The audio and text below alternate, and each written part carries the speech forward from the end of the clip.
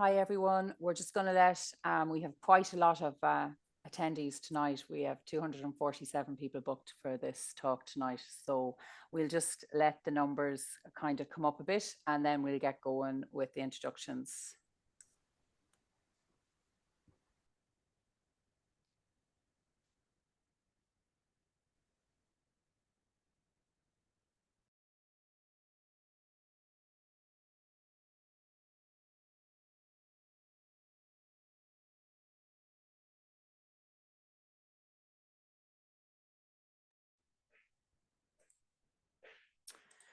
Okay, so I'm going to just start with the introductions, just so that we can get that out of the way and let our wonderful speakers get going. So we would just like to welcome everyone here this evening.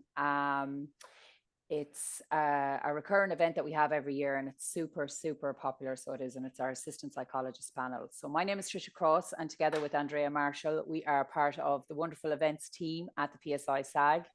And this event is really designed to support the psychology students and early career professionals just by offering a real insight into assistant psychologist roles, from the applying and interviewing and the education and process to get to that point. So we hope tonight will give you both a bit of guidance and encouragement on your own career journey.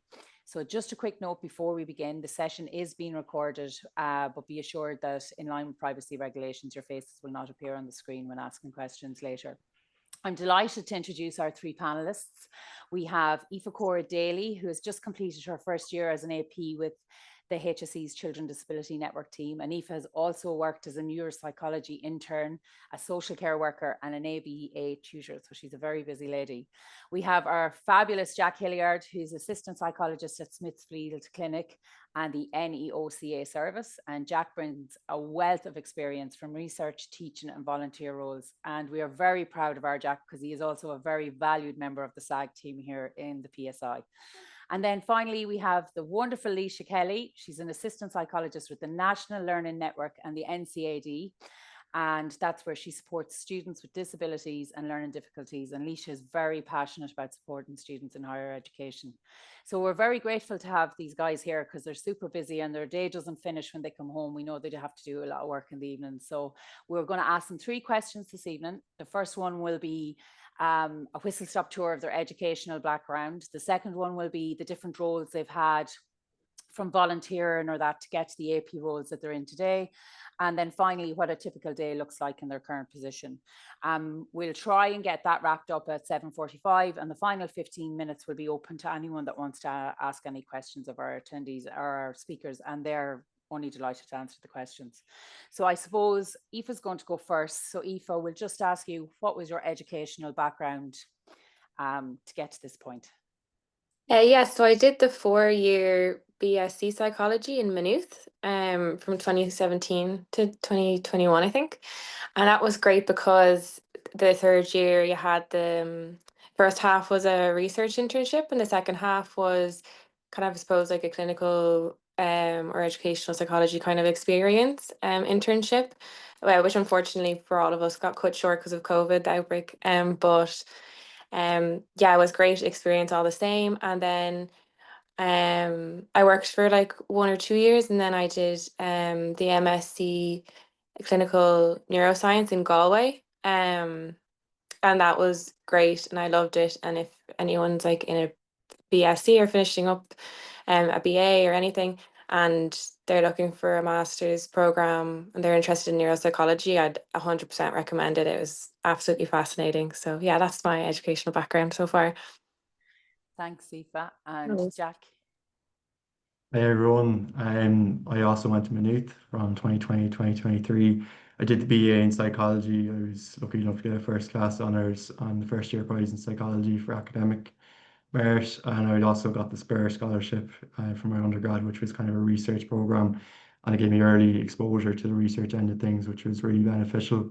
And straight after my degree, I went into UCD for my master's in psychological science from 2023 to 2024. I also got a first class honours there and a bursary for research for my final project.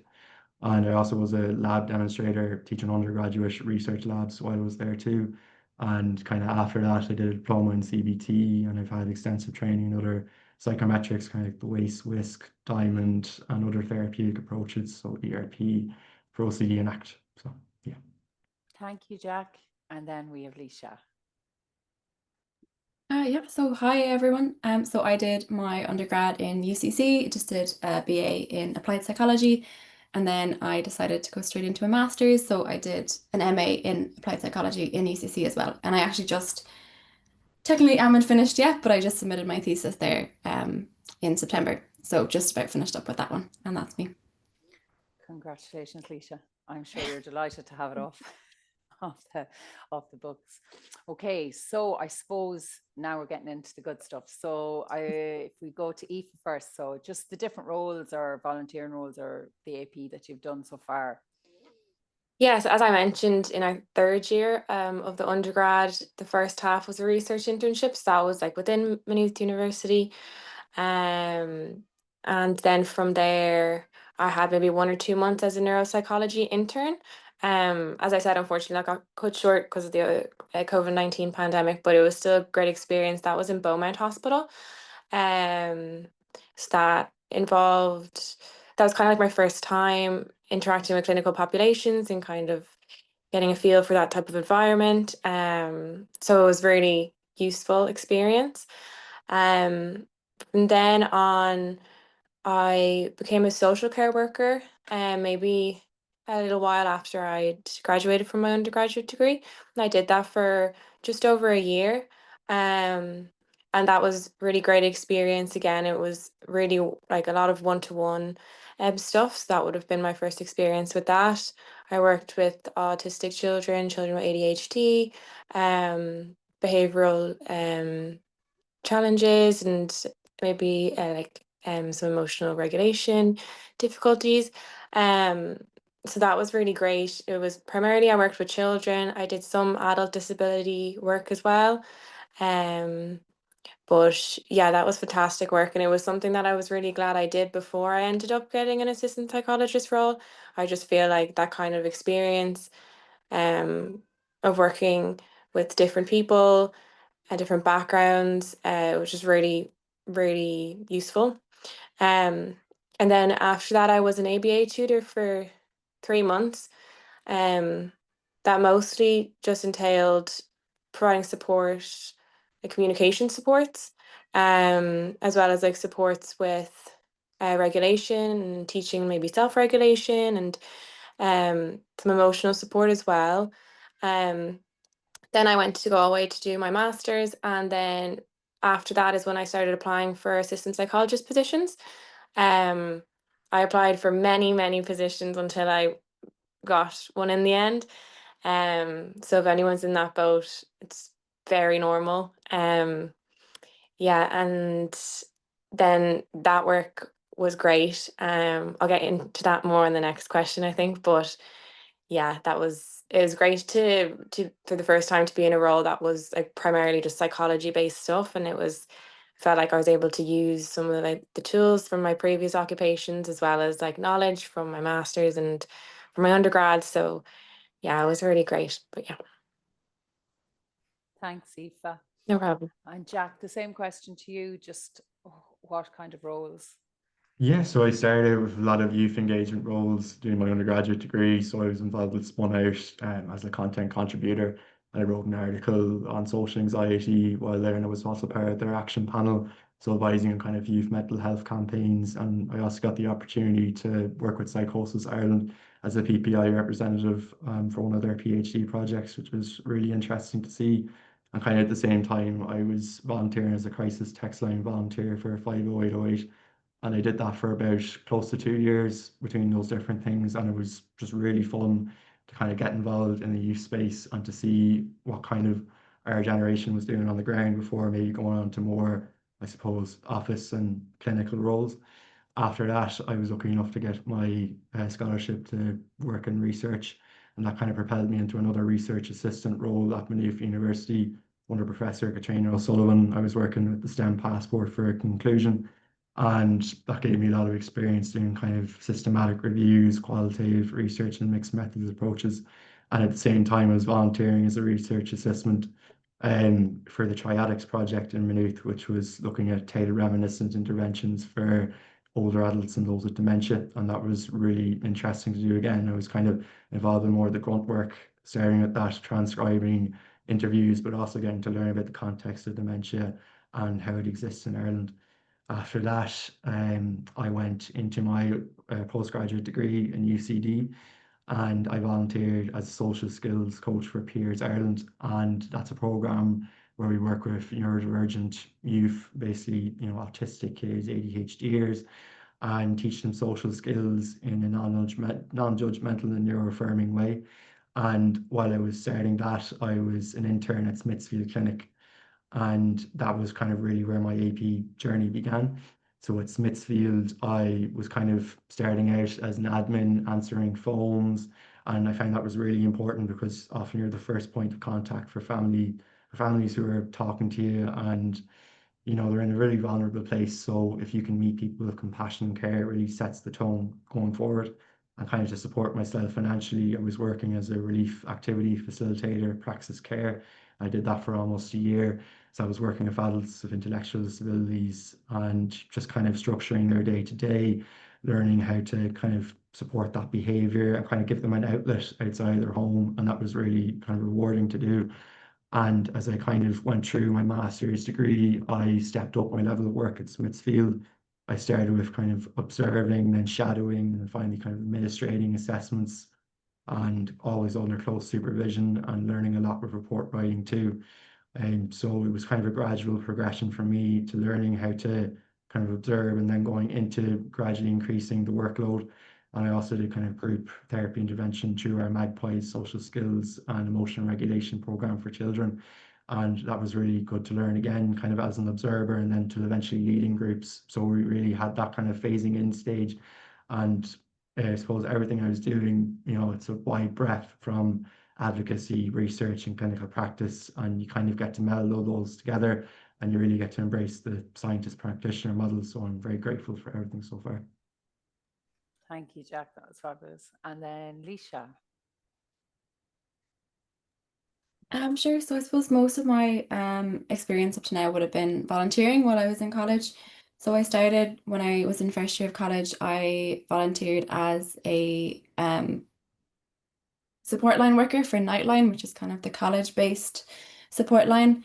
And then I decided to kind of get a little bit more involved in that. So I joined as an OCM, and I went on to do a new volunteers officer. So I was training new volunteers to take calls and take messages from any students who wanted to chat.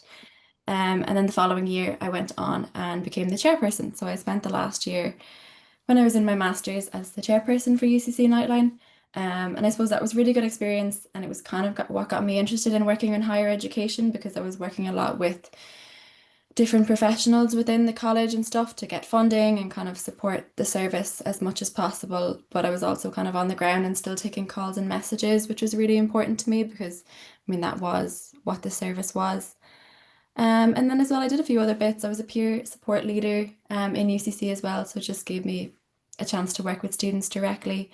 And I was still am an aware life skills online volunteer. So we support clients for 8 weeks who might be struggling with things like depression and bipolar disorder, and it's just to check in on their progress and give them sort of an outlet. And then I did spend 8 weeks in the summer after my final year doing a research internship with the TMRN. So I was working in the School of Public Health in UCC. So that was really good for just developing my research skills kind of outside of the college environment a little bit. And it was just really enjoyable to see another field as well, not to directly be working in psychology, but to work in kind of the field of public health. And then I suppose it wasn't really psychology based, but I did spend 3 years while I was in college as a tour guide part-time, just for money and so on. And that was actually just really helpful because I learned a lot of presentation skills, which actually are really, really beneficial in the role, even though it's not directly related to psychology, because it just gives you a chance to get used to kind of talking to people and kind of get over that hump around presentations and so on. But yeah, that was pretty much my experience so far. Thank you, Leisha. And I think that all the speakers will agree that where we were always told as well that if you can volunteer, if you're in your undergrad at the minute and you have the space and the time and the capacity, any of these volunteering roles, they look really good on the CV when you're going on for something else. And it's really good to see like what your capabilities are. I was saying to the guys earlier, I volunteered with Aware and 50808, and it helped me understand that I wouldn't be a good clinical psychologist. So sometimes it's really good to do these things, because maybe volunteering in these areas is what you should be, you know, doing, or that. So okay, so we're on to our next question, which is what a typical day looks like in the current position. So we'll start with you, Aoife, if that's okay. Yeah. So when I was working in the CDNT, each day was quite different, especially like it depended on the season because different kind of issues came around. People starting primary school needing particular reports at particular times of year. So each day could be quite different in that way. Um, you could start your day with case discussions. They were kind of a bi-weekly thing, where you come together as part of a multidisciplinary team, and you'd look at the cases that were incoming or queried by a colleague or a parent that rang in, or a new referral that requires immediate attention, and you discuss it as a team, and the relevant disciplines could then allocate themselves and say what the next steps are going to be. And yeah, so there's a lot of team-based activity in that way.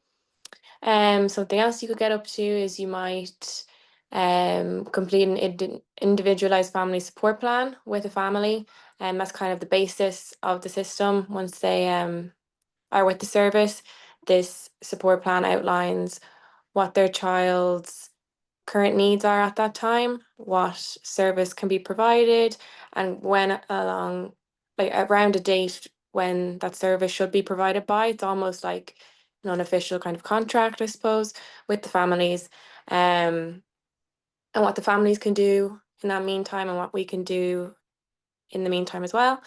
So that would look like myself and say someone from another discipline like OT, physio, SLT, going to a family home and meeting the parents for the first time, meeting the family for the first time as they enter the service, getting an understanding of the child, of their needs, and what services can be provided to them long term and short term. Then you could do I did a lot of report writing, a lot of kind of the backgrounds and gathering information for autism assessments and cognitive assessments. I never performed autism assessments or cognitives, just because the children within the service were quite complex and it wouldn't have been appropriate. Um, so, but it was a great experience nonetheless. I got to observe them, was shown how to score them. Um, yeah, so it was great in that way.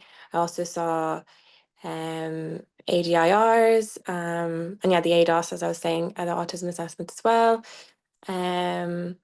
What else? Yeah, the main thing was like primary school transition kind of assessments. So this was kind of the thing that I was doing most independently, I suppose. And this would look like going through all the service users between a certain age bracket, of the people who could be starting primary school for the first time, checking all the files and seeing have they already started primary school. If not, are they starting in the coming September, or are they going to be waiting for the next September? If they're starting in the coming September, if they're autistic, is their report within the last 2 years? If it's not, they're going to need a letter of support. And then my job would have been to then, if they required a letter of support, to conduct a preschool observation, to have a chat with the parents, gather information on what the most current needs of the child are, given that it's been 2 years. And then with the supervision of the psychologist to make a decision on what the most appropriate placement for their primary school would be. So that was kind of a large part of the role, because that could go from October to March sometimes. They just kind of keep coming in. and there's always ones that get through the cracks, and then you have to find them. So that was a large part of the role. I really enjoyed that. I really enjoyed the linking in with families, especially, and going to meet the children. Very enjoyable part of the role. Also, the CDNT does a lot of workshops. It's kind of the way of providing services that as they move away from that one-to-one approach. And the goals of a lot of these workshops, I suppose, is to supply families with the skills um, to help their children because they're with them every single day. And unfortunately, the clinicians can't see them as much as the parents do. So I think that's kind of the goal of these workshops. But yeah, they were great. Myself and a psychologist and 2 OTs came together and we created a regulation workshop because we found it was something that was missing from the service. It was kind of a query that came in a lot and people needed support with it and there wasn't really anything there. So we worked together to create that. And then we presented it. Myself and the psychologist presented the emotional regulation aspect. The 2 OTs presented the sensory regulation aspect. And yeah, it was a great success and they're going to continue to do that. So that's great. There's also a few opportunities for one-to-ones that I completed on a few children, just around some kind of anxiety support, just I suppose all the basic kind of methods for, reducing your anxiety, as well as anger support as well, a lot of frustration. So that was really great experience as well. And then, of course, there's a supervision aspect, which is great. I think it's something that, it is missed in those other roles when you're like a social care worker and an ABA tutor and a neuropsychologist. Well, yeah, the neuropsychology intern and things like that. I feel you do miss that supervision part sometimes. And I think because the AP roles, it's so it's weekly supervision. You get quite used to it, and yeah, I found it very, very great to be able to sit down, have that hour to chat about any of the interactions you've had. I think a lot of the AP work is really reflective, and it's important. I think that's when you really in the role. It's really when you start kind of reflecting really actively within your work, and yeah, so I really love supervision as part of that role. I'm no longer working as an assistant psychologist. I kind of finished up my year there. So I'm currently looking for another AP role, but as I'm sure many of you are aware, it's very difficult to secure one. So please keep in mind that it's completely normal to have to apply again and again and again, and it's very normal for them also for there also not to be any, like at the minute I don't think there's any really there. So you just have to power through, because I had to apply to a lot of different ones until I first got that one within the CDNT, and now I'm back out looking for another one. So it is just the way that it is, and just yeah, don't give up on it, because you will get one eventually. Yeah, so that's that. Thank you so much, Aoife, Cora. And I'm sure one is just around the corner. Yeah, The thanks. perfect one for you. Okay, Jack, if you could tell us about your day. Yeah, so at Smithfield, it's a private frontline practice, and we're dealing with kind of learning, emotional, behavioral, and other mental health difficulties as well. So we have a lot coming through our door. So I suppose on typical day, everything does tend to change all the time. It is very varied, but we do have a loose structure. So we'd start by greeting clients in the morning if they're coming for a consultation with Dr. Cassidy, or if they're coming in for an assessment for another condition. And often when people come in, they're very nervous, because they don't know what to expect. They don't know what to see. So to be that friendly face as they come in through the door, for them to know that things are going to be okay, that is our main port of call. Even if we're not directly involved in the assessment ourselves, it's about reassuring people that this is a space they need to be. And kind of as that's going on, we prepare our case files. So that would consist of kind of looking at our own referral forms and what we've received so far. So previous reports, previous assessments, and collating that information from qualitative information from parents, from schools, from clients themselves, and putting that all together prior to assessments. And we typically will conduct psychoeducational ADHD assessments. That's what we'd be directly involved in. And then we would support the setup of autism assessments and writing the reports afterwards, but we are not directly involved in that, as it takes a lot more skill and kind of expertise to do so. And kind of when you put that all together, when you're involved in your own assessments, you would then look at your own behavioral observations and your own case formulation. And afterwards, you can put that all together and write your report, always under kind of direct supervision as to the style that you're writing.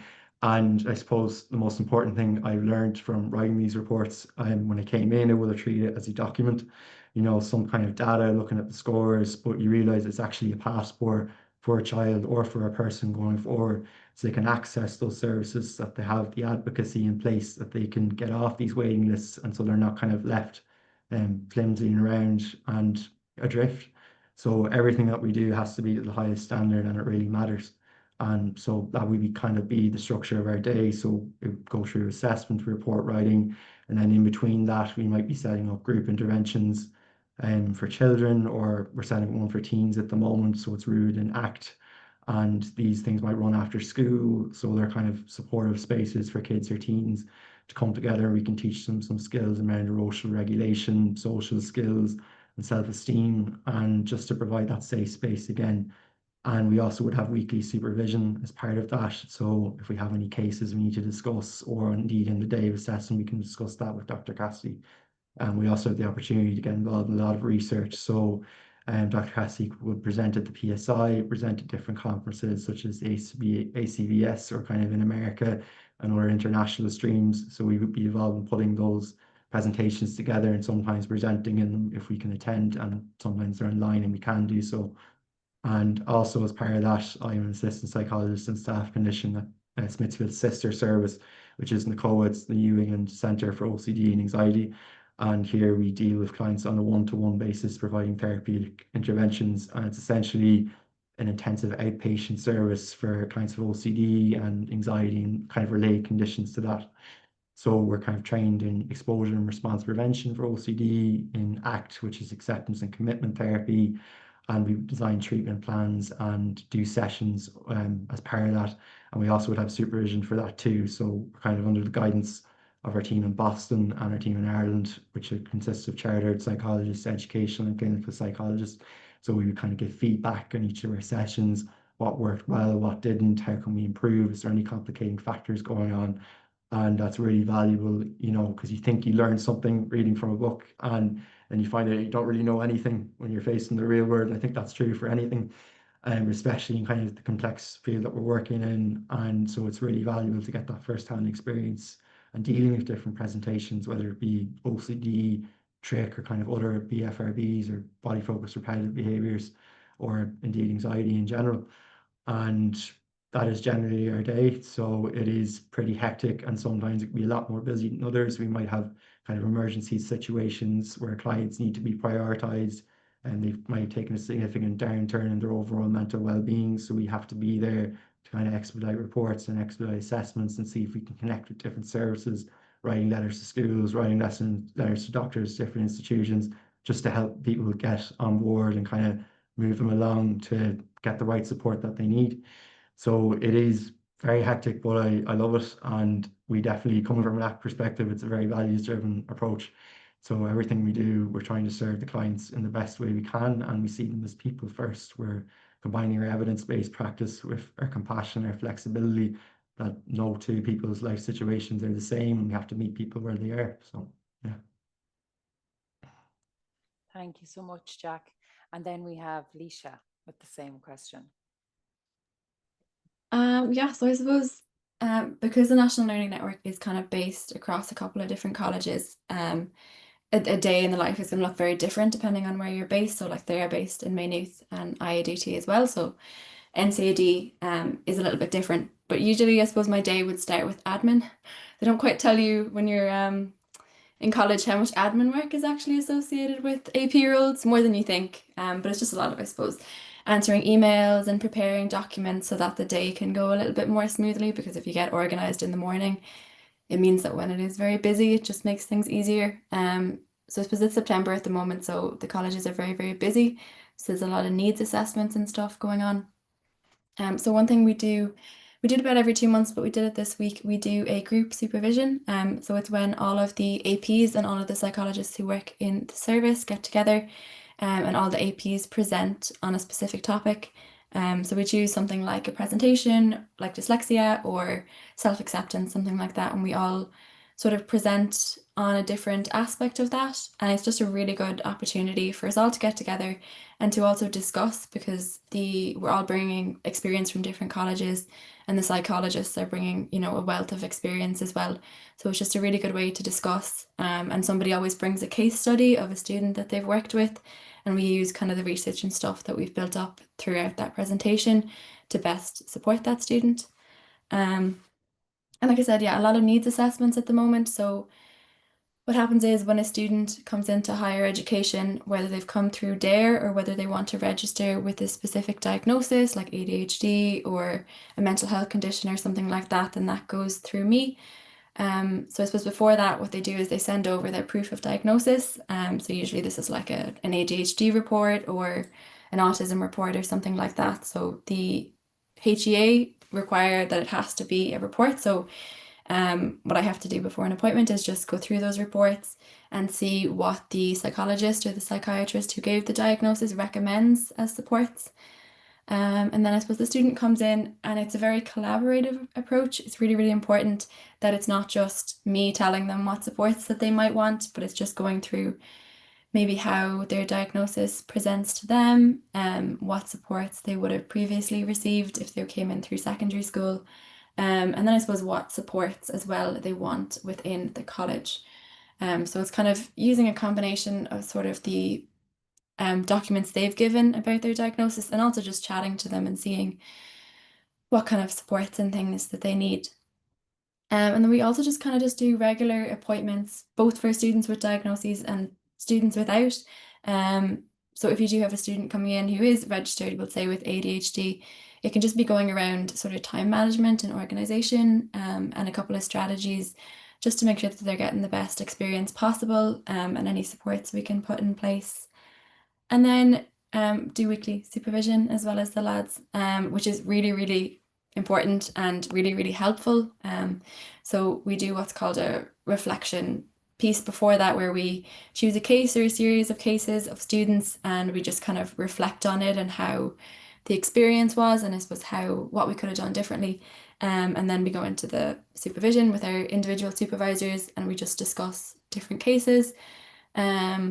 So I suppose it's just, really important. The reflection aspect of it is kind of how are you influencing the student that you're working with, because we're all human, we're all bringing something to a conversation, so it's just really, really good to reflect on that and see how you might be influencing it. And then again, like the supervisor can bring a lot of experience that they have in the field and kind of bring that into the conversation.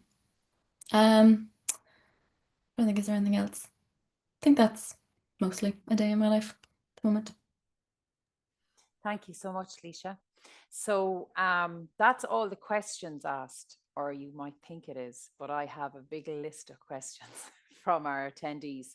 So what I might do is, unless anyone comes on to mic, we have 10 questions at the minute, so we might start at them. I'll read them out unless anyone wants to come in.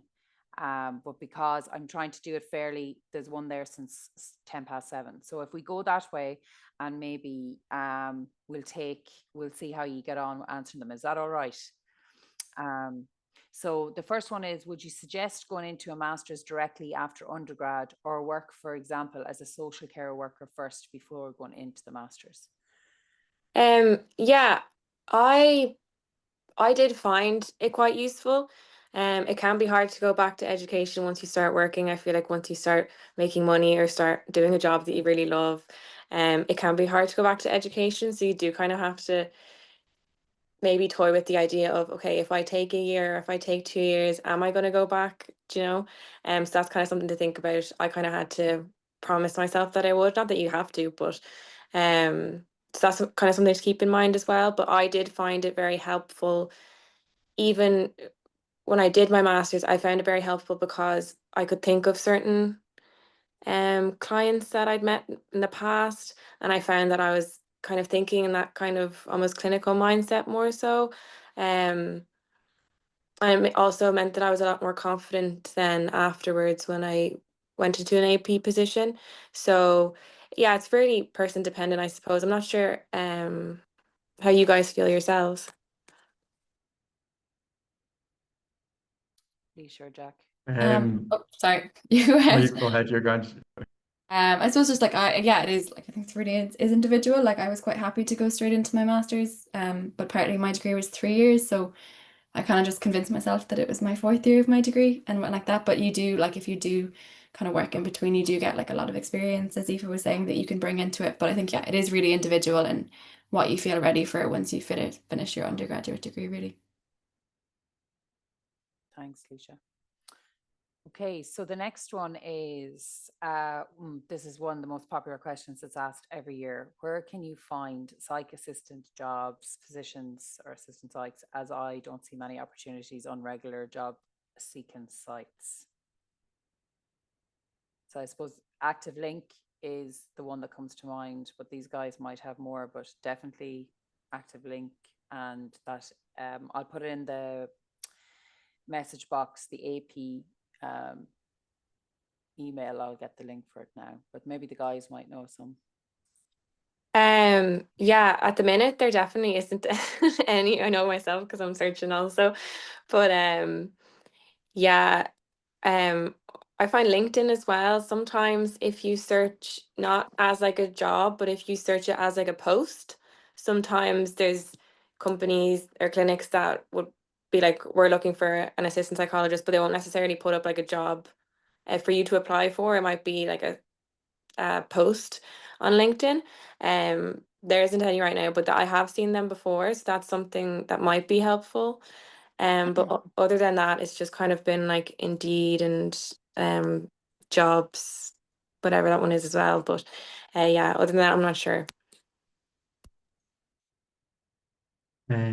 Yeah, just to echo that, like having your online kind of set up through LinkedIn, through HSC career hubs, if that does open up for AP panels, and kind of your standard things like Indeed, having your kind of notification set up so if things do occur that you can be on the ball with that. But like Aoife was saying, it does kind of ebb and flow, whether there might be a few going at once or there might be nothing, and there sometimes isn't anything you can do about it. And psychology is a lot about your ability to deal with people, unsurprisingly. So if you can kind of get out there, kind of the old-fashioned way, going into different clinics, talking to psychologists, and even informally going in to do shadow days, talking to them to see what they need, or maybe you can kind of do some kind of limited volunteering if you're able to do so. A lot of roles are kind of offered informally. That's just speaking from my own experience, and it may not be as well advertised. And even if you're able to show that you can go between the different services, that you can have that initiative to approach people and you're not kind of waiting with the rest of everyone, although there's nothing wrong with that, it can kind of set you apart from other candidates. And I would strongly encourage people can do that, to just go up and talk to psychologists, because it's one thing psychologists like to do is to talk. And you can learn so much from that and so much from kind of informally doing shadow days and work. So I really encourage, if that's something you can access, to do. Thank you, Jack. Okay, so we'll go to the next one. It's for Leisha. Hi, Leisha. How did you transition from roles in public health to the assistant psychology role? So I suppose it was an 8 week winter internship that I did with the School of Public Health. So it wasn't like a specific kind of fixed term role. But it was kind of just being able to, I suppose, to translate that and kind of to say when you're out looking for jobs and now doing CVs and stuff like that, being able to kind of say what you've learned and how that applies to psychology. So, a lot of AP roles, like the other guys were saying, are multidisciplinary. So you're always going to be working with different disciplines. It's very rare that it's just psychology. So I suppose just being able to translate what you've learned in a different role, as long as you can kind of speak to it and say how it would benefit you in a psychology role. That's the main thing, really. Thanks, Leisha. And then the next one is open again. It's, would you be able to give advice or tips when you're about to start your first AP job? Any things you would have done if you had your time again starting as an AP? I would say try not to be too nervous. I know like it's sometimes it takes such a long time to actually get the position, and then when you're starting you might be thinking, oh my God, this must be so much bigger than me or very difficult. But it's so grand, like you'll fly it. I would just say if you're starting off, be prepared to be very organized, and be prepared for a lot more admin than you would expect.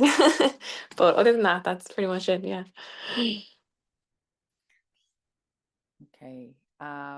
Would it be possible for Jack to repeat the name of the place that he worked with children with autism, ADHD, teaching social skills, please? Yeah, so it's Peers Ireland. It's the program for the enrichment of relational and emotional social skills. I'm probably getting the acronym wrong, but it's an online service and it does in-person working as well. It's kind of franchise work. So it was developed by UCLA and they have different practitioners all over the world. Ireland do have their own institution in Dublin if you're kind of based there in that area, and they are very open to taking students. It's an excellent way to kind of get that voluntary experience of working with a neurodivergent population, and they work with kind of teens and young adults too. So I would highly encourage anyone to go back or to search that up and see if they might like it. And just that's PEERS, yeah, Jack. Yeah. Okay. PEERS, Peers. Yeah. Okay, perfect. Okay. The next one is, may I ask how you do know if it's worth to stay in the AP role or change? Any advice on that? Okay, so they're wondering, I suppose, should they stay in an AP role or when is the best time to change? Any advice?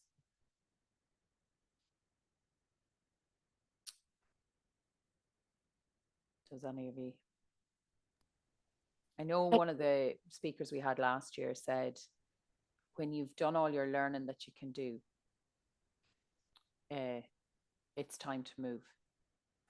But I'm not in an AP role, so maybe you guys would have a better idea.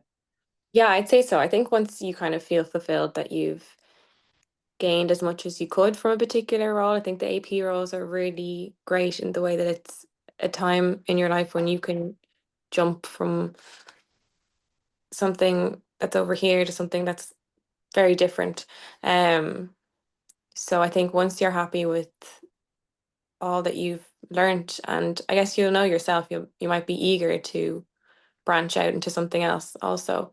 So yeah, I think you'd know yourself maybe if it's time to maybe seek something a bit different. Okay. A question for Aoife. Oh, you're up again. Did you secure the AP position through the HSE panel?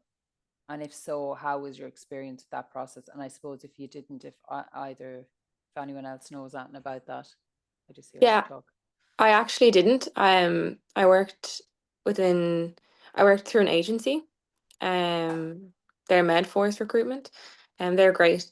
But yeah, I think the panels were closed at this time, and yeah, so I don't know. I had never interviewed for the panel. So I'm not sure if anyone else has. No. No, sorry. Yeah, there'd just be a lot of talk on the AP email account. I've shared it in there for anyone that isn't on it.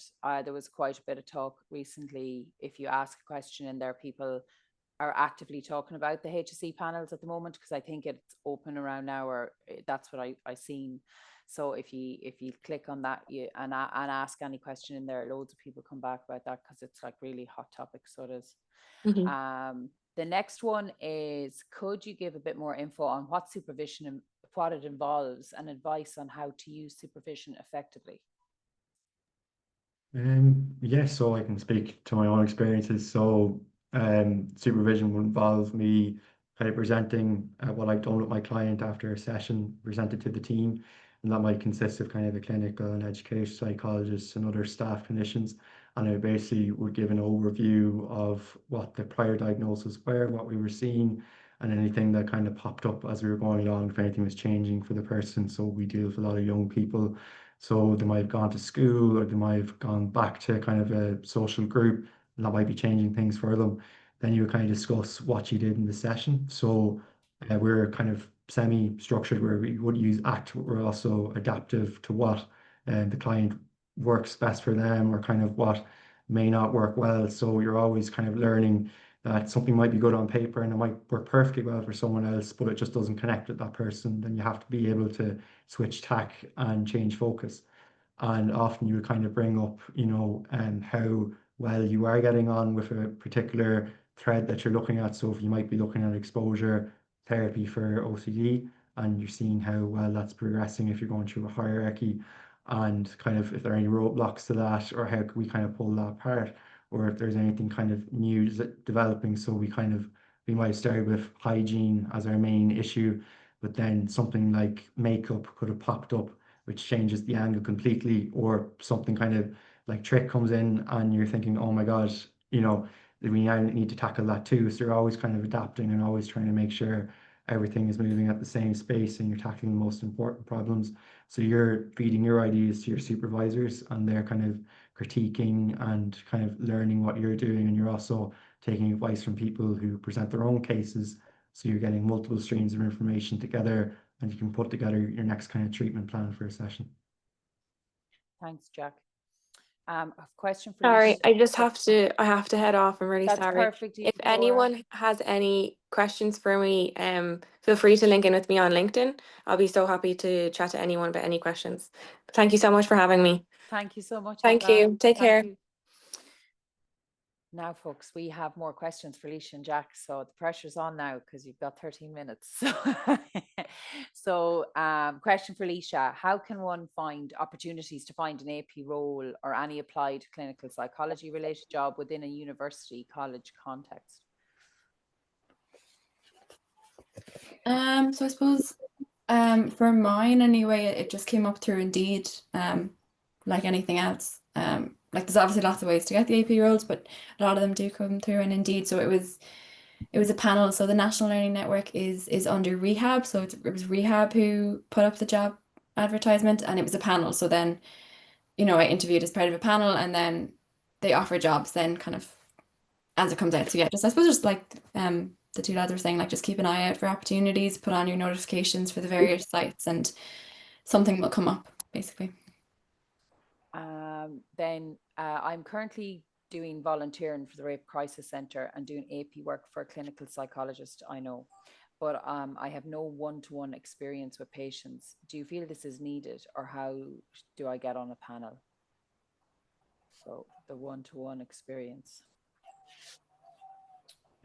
Obviously, you can depend on where you're at, what particular service who you're working with. Some people might be more comfortable letting you work with clients, and if you're dealing with obviously very complex situations, you won't be allowed to do so. And the experience levels, unfortunately, that you can get as an AP do vary depending on where you are.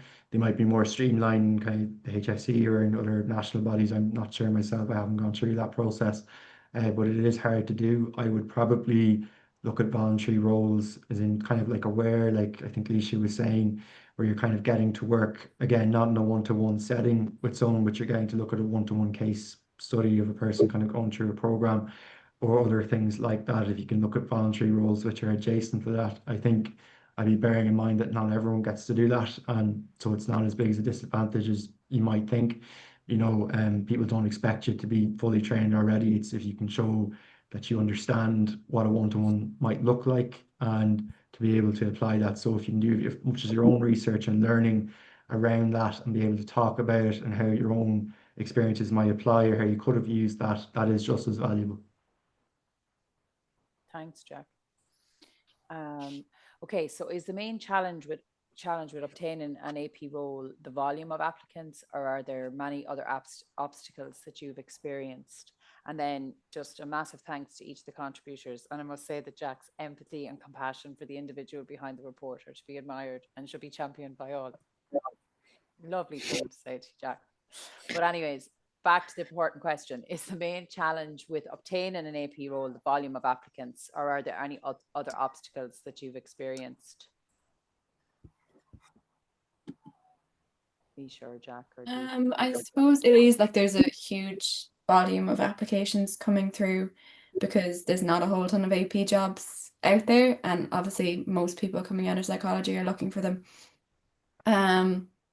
But it was also the thing that a lot of jobs won't give you like a lot of AP jobs, they won't give you feedback because of the amount of applications that they're getting. So it can be very tough, I suppose, to know what you need to change or what, experience maybe you're missing because they don't tell you. So yeah, I suppose it's just a combination of they're just really, really busy and it can be very hard to know what you're doing right. So definitely link in with, like, if you're still in college, if they have a career service, and with your lecturers and so on like that, like get them to read over stuff if they're willing to, and your applications, just to see if there's anything that you're missing that they might be able to add. Thank you, Aisha. Okay, so the next one is, how can you get involved with research? Maybe I am currently a support worker for a harm reduction service, so would you recommend doing research and support work simultaneously? Research is kind of key to everything you are doing. If you're pursuing clinical counselling or educational, we do practice a prior scientist practitioner model. So research informs our work, and then your work informs research and vice versa.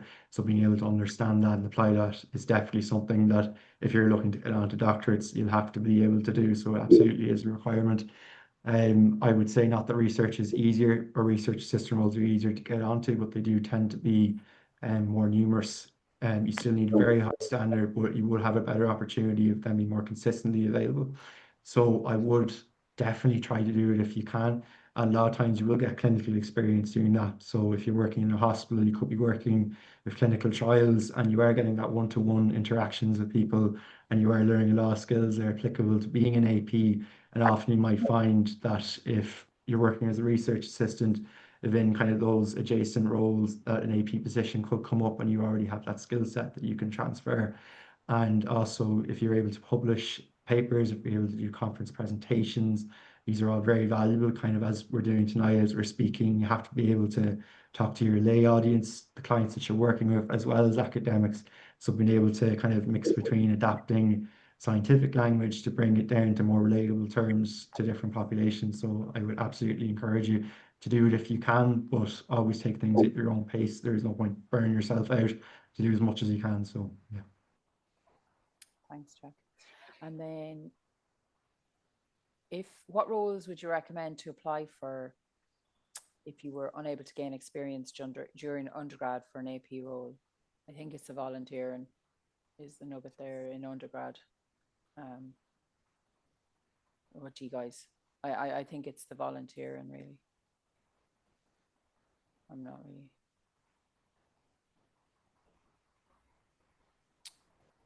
And does anyone have insight on the process of getting onto the HSE panel, and how do you actually apply?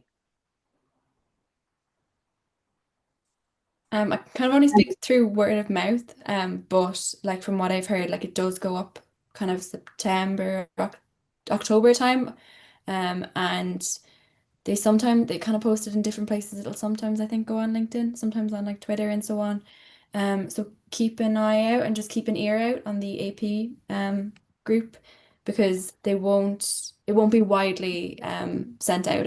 Because they get such amount of applications anyway.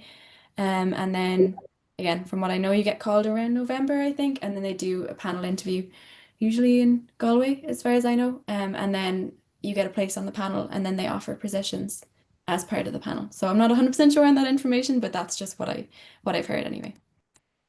Yeah, and definitely that group that we've shared there, the groups.google.com, join that and send an email in and you go, can anyone give me any information about the HSE panel? And people will come back with answers, because everybody is waiting for that panel to open. I just didn't see a message that it's open just yet. I did see emails maybe last week saying that they thought it was going to be happening soon.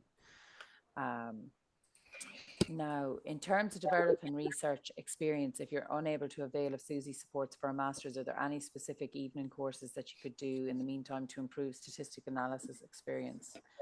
As I see, a master's is a prerequisite to even being seen for an interview for AP roles. I wouldn't have come across kind of specific, I suppose, statistics courses, but there are a lot of CPD courses you can do. If you go to HSE Land, there's so many free courses there, specifically for mental health and for research. which if you continuously kind of develop that, there only might be an hour or two, or someone can be kind of workshops and days long, which has research and clinical skills. I would definitely encourage you to do that, and it's something that you will need as an AP going forward. And just kind of be looking online at similar kind of institutions if there is free courses out there to kind of teach yourself how to do that. Unfortunately, a lot of psychology is independent learning. Again, I'm not sure if there's any kind of smaller courses that do purely stats. I know there is kind of the diploma in CBT, but again, it's not stats, so there's lots of kind of certificates, but it's more therapeutic based. So yeah. Thanks, Jack. I have a question for Leisha, did you work as an assistant psych along with your master's? And if so, would you say it's demanding? So I started in the job in July. So I was done with like my master's classes. Like I didn't have any lectures left. I just had the thesis. Though it wasn't too bad because I had most of it done at that stage. It was, it did just mean like working in the evenings and spending my weekends working on it. But because I was done with lectures and I had every other assignment kind of in, it wasn't too bad. I did start looking while I was in my master's, but I wouldn't have, and it depends on the person, but I wouldn't have started working until I was done with lectures and assignments and so on. Thanks, Leisha. And then someone's wondering about the application process, like in terms of a personal statement. Does any of you have any advice on that process? I suppose personal statement for an AP or for a doctor, well, for both. It's your ability to reflect on what you've done. I suppose anyone can kind of say here and list what you've done. That's what CV is for. Your personal statement is to show how much you've been able to take from each experience and how you've grown, and just be able to show how you've adapted little pieces along the way to build this overall picture, how you've grown as a person and also grown as a professional, and kind of melding those experiences together. So how can you integrate your theory, your research, your clinical skills that you've given to date, and how has that changed you as a person, and again, how you move forward in your work?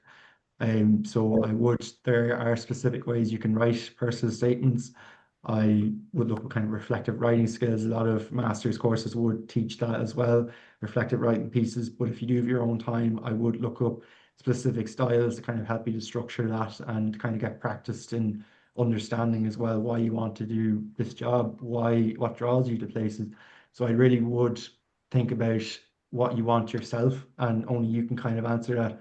I suppose that is the secret sauce. If you're able to tell the world why you want this and why you're able to help people in the best way you can, that's what makes you stand out. And so it is very individual. And then we're nearly there now. So hi guys, just wondering, moving from an MA in applied psychology, no BA in psychology, just wondering what the next step might be.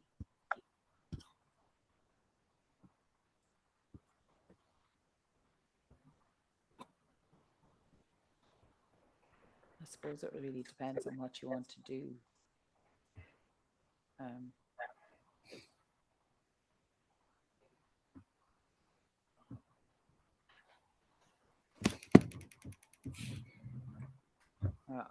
If you want to type in, if whoever asked that question just wanted to say what they're thinking about moving on to, maybe we'd be able to answer it more on the steps. Somebody's asking, is a personal statement part of the HSE panel application? I think they're part of a lot of things.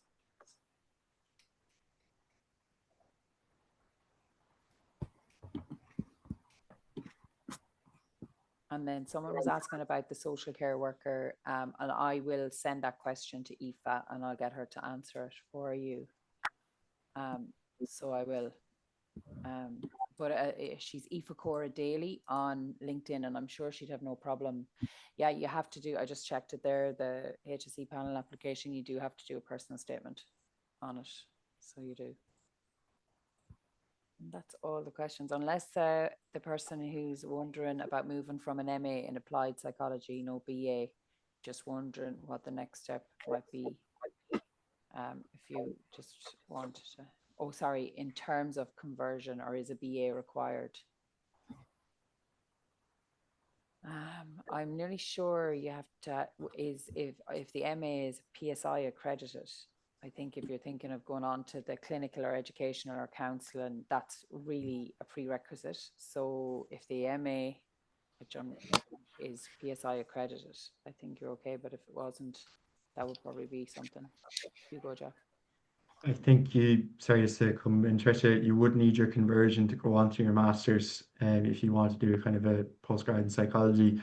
So I know in Maynooth there's kind of a arts through psychology course, or psychology through arts, where it kind of gives you the basic building blocks, and then you have to do a conversion afterwards. I think a lot of people might do courses in unrelated areas and then do their 1 year conversion before going on to do their master's. So it's not another degree, but I think you do have to do that conversion in order to be eligible to do those postgraduate programs.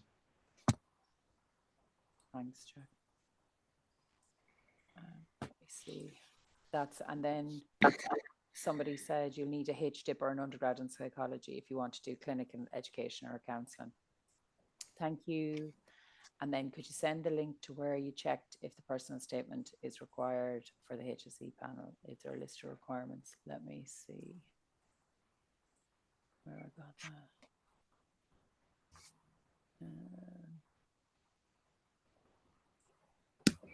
Recruitment process for the HSE. It's under recruitment. Let me see. It'll just give you a general, but you'll find it underneath here. Oh, my screen keeps going down. Sorry, apologies. It'll be in under there because I had opened up a load of different pages. And now thanks. Someone saying thank you very much for your time and insights. And then I've sent the link. And then the current MSc psychology student with education experience looking to do educational psych, what would you recommend I do get the relevant psychology experience?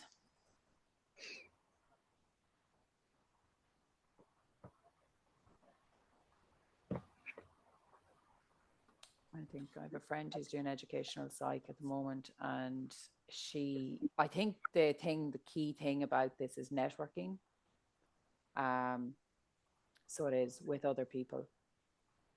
And that's the most important thing. So if you can network with people, and she got in with an educational psych and she asked, could she volunteer first? And she volunteered, and then she got on to working as an AP then for the educational psych.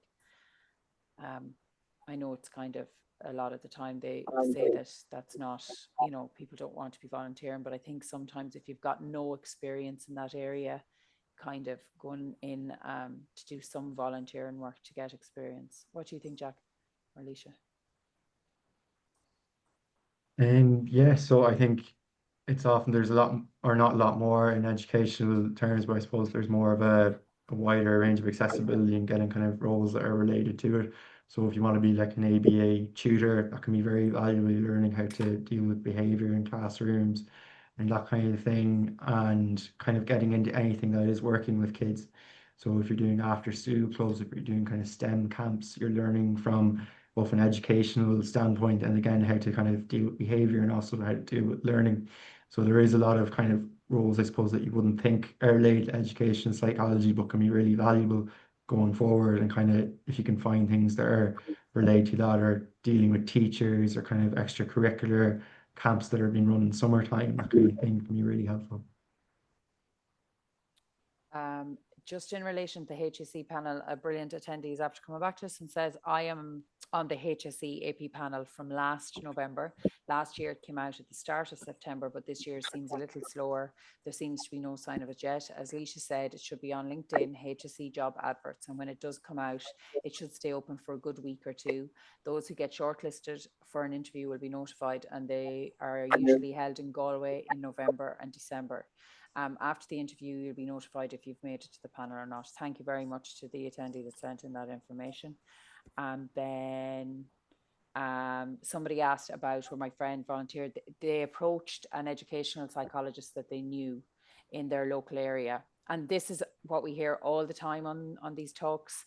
I know that the Psychological Society have a conference, and I know one of the guys I just happened to meeting another psychologist that was at it in that area, started chatting, and they just happened to have a position available. And so it's just about putting yourself out there and chatting to people and showing how eager you are to start working and stuff like that. I know that's really hard, but it shows your commitment to just, try and just speak to people in the area, and they'll see your, interest and your desire to work in that area. So I hope that helps. And then I'm a 2-year psychology master's with the option of doing 1 year and finishing with a diploma. Wondering if it is worth my while finishing with the diploma, provided I manage to get an AP role, or would I be better off finishing the 2 years first in relation to pursuing a clinical doctorate in the future?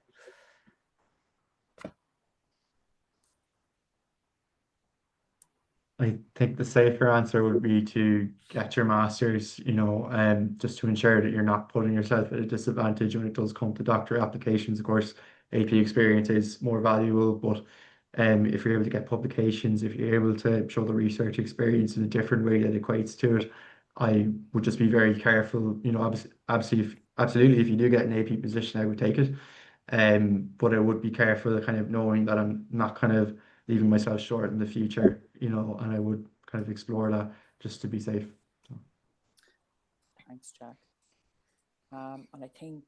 And somebody else said it is due to be announced in November with interviews in December. So still a little bit of time. Get on to that AP email. It's honestly, it's there's always emails there. And then and then we've talked. So that's everything. So listen, on behalf of myself and Andrea and the SAG team, we're so grateful to Leisha, Jack and Aoife Cora for coming on tonight. They're just amazing, and just listening to you, I think you're incredible, and you're going to be incredible psychologists, and the world of psychology in Ireland is very lucky to have such caring humans going forward. So we're very grateful to have had you on, and to all the attendees that are watching this back or that have been here tonight, thank you so much. And if you've any questions, or you want us to forward any questions on to the speakers, you can email us at the Students Affairs Group. And everyone's saying thank you and how amazing you guys are. So and that's it. So good night, everybody.